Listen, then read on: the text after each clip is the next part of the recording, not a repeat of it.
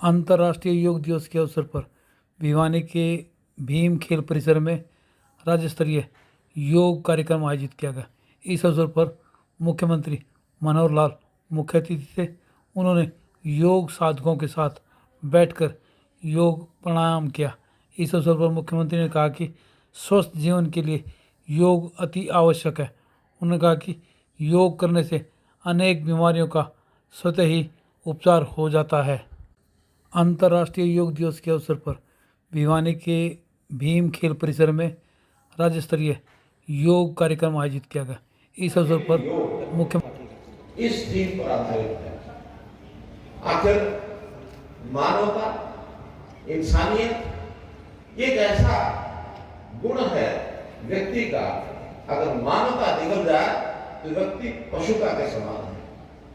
मानवता के गुण इस योग के माध्यम से आते हैं। योग केवल एक कोई शारीरिक क्रिया नहीं है, बल्कि इससे हमारा मन, हमारी बुद्धि, हमारा शरीर, यानी हमारा मानसिक, बौद्धिक, शारीरिक विकास सब इससे होता है। तो आज के इस अवसर पर हम अपने यहाँ हरियाणा भर में सभी ब्लॉक लेवल पर, सभी जिला लेवल पर, बल्कि कहीं कहीं तो शहरों में, वार्ड स्तर पर, गांव स्तर पर, विद्यालयों में, संस्थाओं में, मैदानों में, सब जगह ये कार्यक्रम किए जा रहे हैं। राज्य स्तरीय कार्यक्रम आज हम भिवानी में कर रहे हैं। इसी समय दो कार्यक्रमों में केंद्रीय मंत्री आज भी उपस्थित हैं। हरियाणा प्रदेश के सभी मंत्रीगण, सभी सांसदगण, केंद्रीय दो मंत्री, एक मंत्री हमारे राखी गढ़ी श्री कृष्णपाल गुर्जर, वो इस समय कार्यक्रम में उपस्थित है। एक केंद्रीय मंत्री श्री पीयूष गोयल जी, वो इस समय कुरुक्षेत्र में उपस्थित है। तो इतना बड़ा आयोजन मैं समझता हूँ जनता को इस दिए जाने वाले उपहार के लिए देश के प्रधानमंत्री का आभार व्यक्त करता हूँ।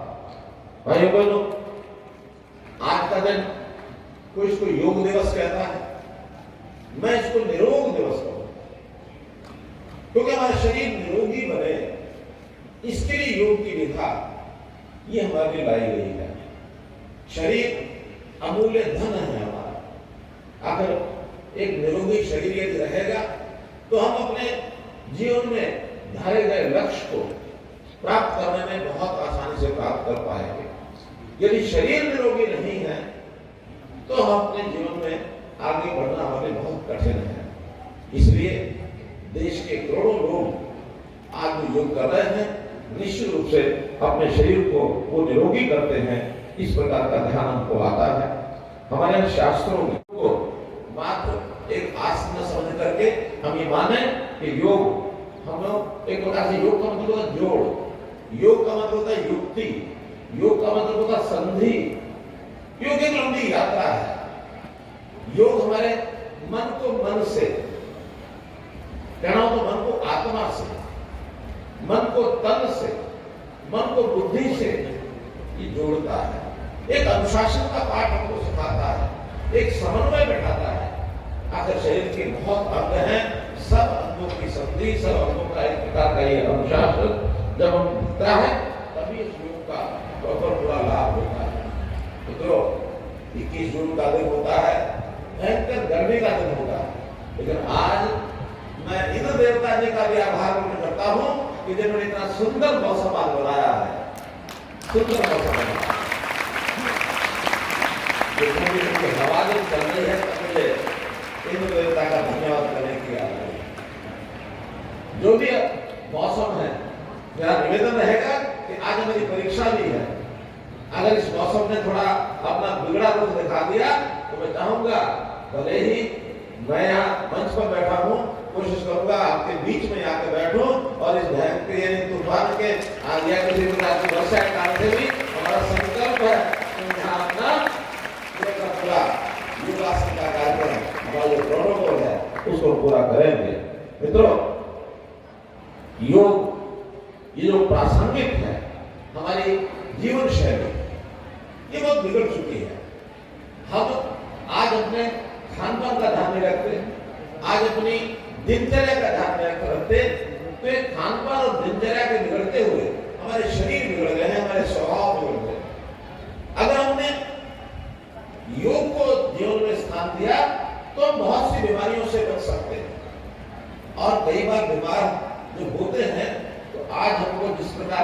चिकित्सा पद्धति के माध्यम से बीमार शरीर को ठीक करने के लिए कितना प्रयत्न करना पड़ता है।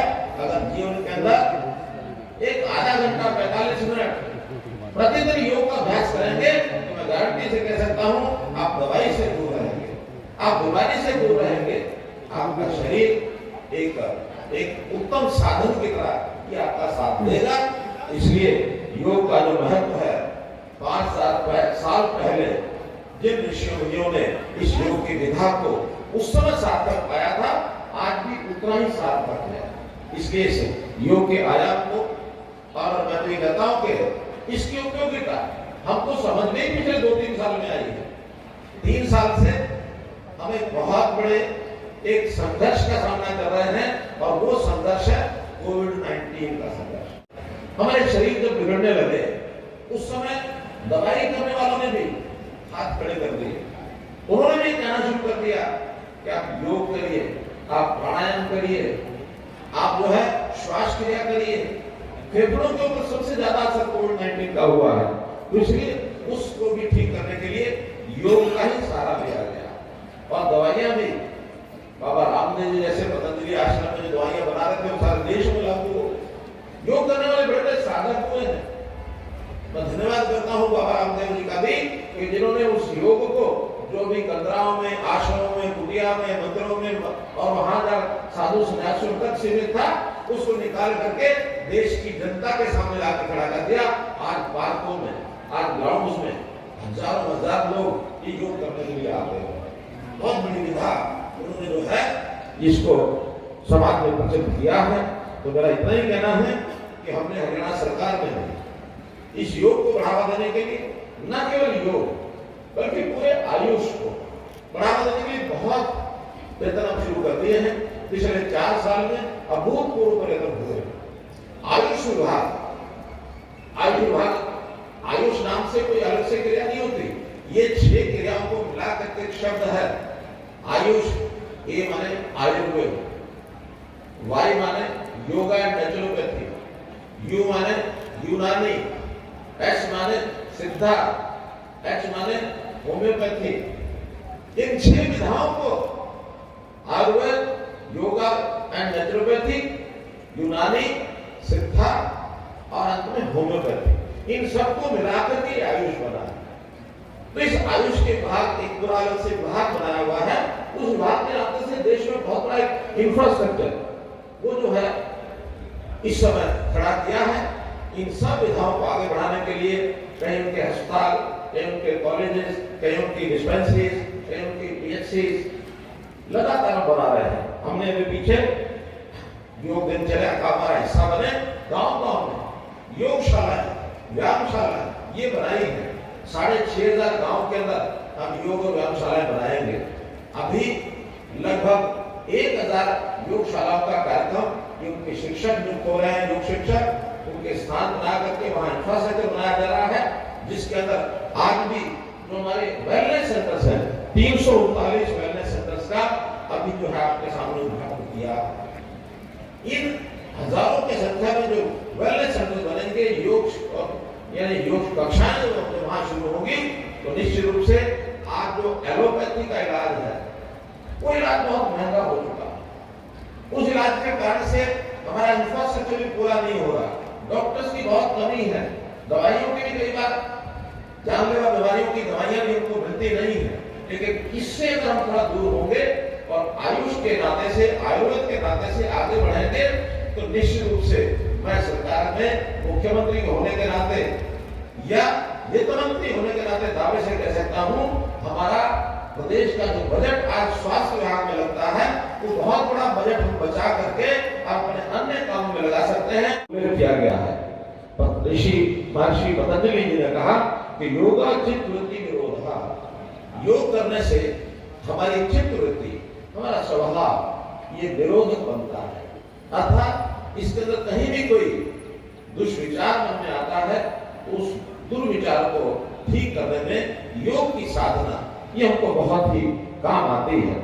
योग के कहते हैं 8 प्रकार हैं। योग हम आज जो कर रहे हैं केवल आसन ही कर रहे हैं, आसन उसका एक भाग है। योग हमारे लिए इतनी विधाओं से भरा हुआ है कि कई बार उसका स्मरण ही नहीं करते, उसका हमको आभास ही नहीं होता। योग के बारे में सामान्यतः 8 अंग इसके हैं: यम, नियम, आसन, प्राणायाम, प्रत्याहार, धारणा, ध्यान, समाधि। ये 8 भाग हैं इसके। कोई यौगिक 8 भागों को करता है तो अपने जीवन में ये कह सकते हैं कि वो मुक्ति के मार्ग पर पहुंचता है। ध्यान और धारणा बहुत बड़े भाग हैं इसके। शारीरिक क्रिया एक चीज है, बौद्धिक क्रिया दूसरी चीज है, मानसिक क्रिया तीसरी चीज है, आत्मिक क्रिया चौथी चीज। तो ये केवल आसन तक सीमित नहीं, बल्कि इसके अलग अलग विभाग हैं और इसमें तो कई बार इसके अन्य अन्य नामों से भी जानते हैं। कर्मयोग, भक्ति योग, ज्ञान योग। भगवान कृष्ण ने जब गीता का उपदेश दिया उस समय ये सब कहे थे, योगः कर्मसु कौशलम, अर्थात योग करने से हमारा जो कर्म है ये कुशलता से हम कर सकते हैं। कर्म करने को हर प्राणी करता है, कर्म करने को तो पशु जानवर ये भी करते हैं, लेकिन उसकी जो कुशलता है वो योग से ही आती है। कर्म करना कुशल भी हो सकता है, कर्म करना निरर्थक भी हो सकता है, कर्म करना दृष्टिहीन भी हो सकता है, दृष्टिविहीन भी हो सकता है। तो इसलिए कर्म की कुशलता वो योग करने से आती है। तो इसलिए इस योग का कई बार और शब्दों का प्रयोग करते हैं। हमारा जो तनाव है, इस तनाव को दूर करने के लिए ध्यान धारणा ये बहुत आवश्यक है। कभी कभी यौगिक योग करने वाले निद्रा योग इसका भी उपयोग करते हैं। शवासन, ये उसका जो आसन होता है वो निद्रा योग में अपने आप में अनुभूति जिस प्रकार की होती है वो भी एक योग है। योग को हमारे स्वभाव से भी कई बार जोड़ा जाता है। हठ योग, जो व्यक्ति हठ ज्यादा करता है, बाल हठ, राज हठ, कई प्रकार के ऐसे हठ किए जाते हैं, वो भी सब योग में आते हैं।